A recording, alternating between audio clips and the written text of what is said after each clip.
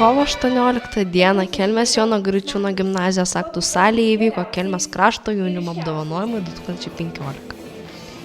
Jaunimo apdovanojimai Kelmėje įvyko jau 5 metus iš eilės. Šiemet juose buvo 9 nominacijos, į kurias pretendavo jauni, talentingi žmonės, kurie visus metus džiugina mus savo rezultatais.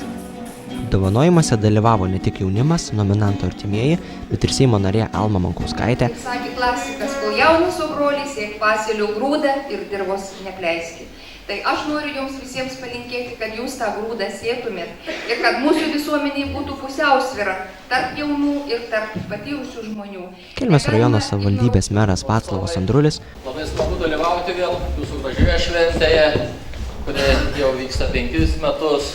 Labai džiaugiuosi jūs matydamas čia vėl, labai džiaugiuosi matydamas tos jaunus žmonės, tos aktyvus žmonės, kuriuos ištisus metus jūs teko matyti įvairiuose renginiuose, įvairiuose priemonėse.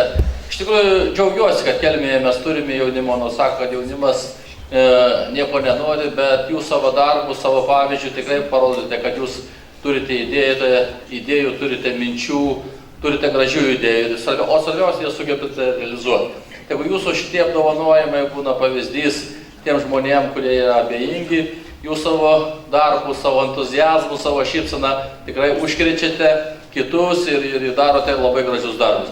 Viliūnienė, Kęstutis Bilius, Albertas Brazas. Pirmoji nominacija jaunimo grupė atiteko Tytuvėnų gimnazijos mokinių tarybai. Nominaciją jaunimo lyderis laimėjo Mantas Kazmiruk. Nominaciją jaunimo projektą laimėjo Menų spaustuvė. Jaunimo debiutu pripažintas Eimantas Gajauskas. Nominaciją jaunimo menas laimėjo Egidijus Mikovičius. Jaunimo paukščio nugalėtojų tapo Egidijus Valčiukas. Nominacija jaunimo savanoris nugalėtoja tapo Monika Viliūnaitė. O paskutinė nominacija jaunimo verslas laimėjo Giedrius Guželis, G picos savininkas.